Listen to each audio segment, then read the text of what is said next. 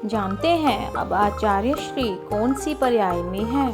जिस दशा में उनको वहाँ मिल रहे हैं वो स्वरूप बदल गया। उनकी चर्चा का स्वरूप, उनके बोलने का स्वरूप, उनके उठने बैठने का स्वरूप, उनकी सदा दशा जो है असंयमी के समान हुआ, असंयमी हो जाते। जिस पर्याय में यहाँ थे वो पर्याय जो है, ऐसी पर्याय को धारण करने वाले जीव हमारे महान पुण्य के उदय से मिलते हैं।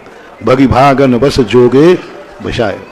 लेकिन जैसी पर्याय का परिवर्तन हो गया, अब तो वो सामान्य पर्याय में पहुंच गए, देव पर्याय में पहुंच गए। और देव पर्याय में जैसे सामान्य असंयमी लोग रहते हैं, उस असंयम दशा को प्राप्त हो गए।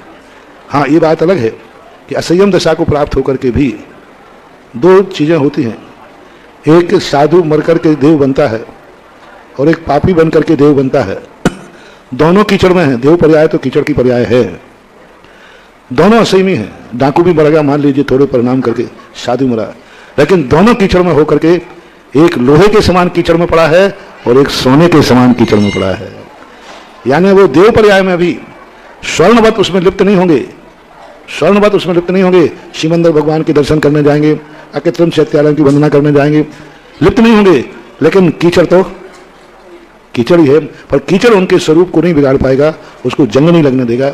बस ये अंतर जरूर, साधु मरण करके देव पर्याय में जाते हैं तो वे उस असंयम में भी स्वर्णमयी जिंदगी जीते हैं।